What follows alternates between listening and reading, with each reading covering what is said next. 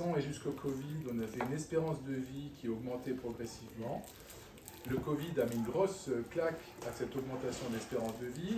Depuis 2021-22, ça repart, mais ça repart au ralenti. Alors l'espérance de vie qui augmente, en moyenne en Suisse, on est à 86 ans pour les hommes et 84 pour les femmes. Le problème, c'est pas tellement l'espérance de vie, le problème, c'est l'espérance de vie en bonne santé. Et celui-là, il se dégrade.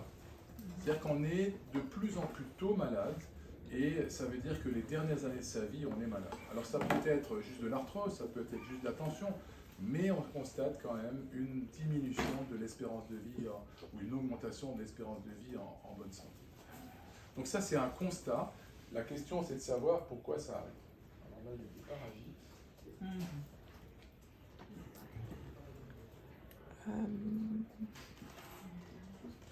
Voilà.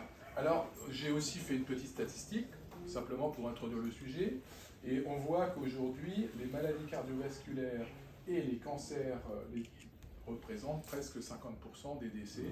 C'est quand même énorme. Surtout quand on sait que ces deux pathologies, je ne vais pas parler de la démence, mais on peut l'ajouter dans la statistique, on peut rajouter que ces trois maladies sont en grande partie liées à ce que vous mettez dans votre assiette.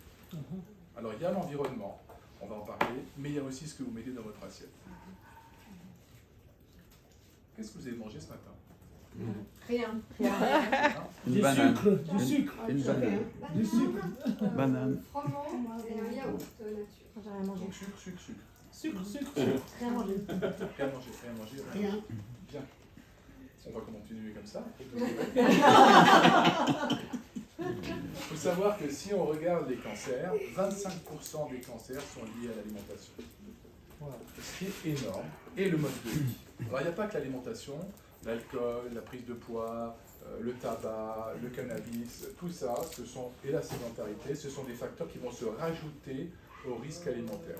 C'est-à-dire que vous ne bougez pas, vous mangez beaucoup, vous prenez du poids, et bien vous avez tous ces facteurs-là se cumulent pour augmenter le facteur de risque d'apparition d'un cancer.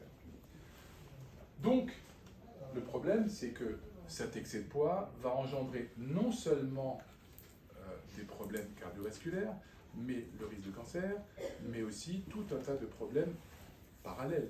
On bouge moins parce qu'on a mal aux hanches, on a mal aux genoux, on a mal au dos, on va faire de l'artérite, on va faire des tas de complications qui vont péjorer encore le diagnostic et aggraver la situation.